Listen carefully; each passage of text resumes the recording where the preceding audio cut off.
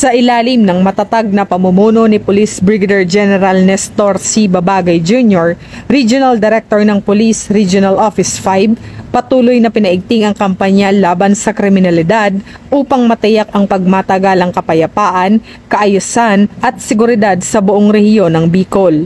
Patunay sa epektibong pagpapatupad ng kampanyang ito ang matagumpay na pagkakaaresto ng 2,952 na wanted persons mula Enero 1 hanggang Agosto 25 taong kasalukuyan.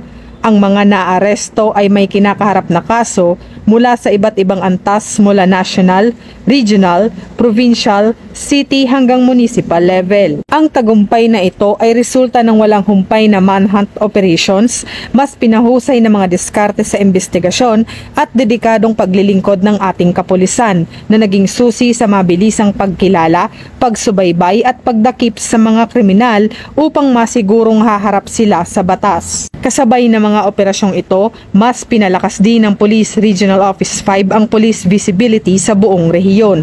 Regular na ikinakalat ang mga bike at motorcycle patrols sa mga urban centers upang mapigilan ang krimen at tiyakin sa publiko ang presensya ng kapulisan. Ang tuloy-tuloy na pagpapatupad ng Oplan presensya ay napatunayang instrumental sa mabilis na pagtugon sa mga insidente at pagbibigay ng agarang serbisyo sa mamamayan na siyang nagpapalalim ng tiwala at kooperasyon sa pagitan ng komunidad at ng mga tagapagpatupad ng batas. Ang mga matagumpay na ito ay nagpapakita ng pagsunod sa direktiba ni Police Lieutenant General Jose Melencio Nartates Jr., Acting Chief ng PNP na nagbibigay diin sa kahalagahan ng makabago at proactive na policing strategies mula sa patrolling, mahusay na investigasyon hanggang sa maagap na crime prevention.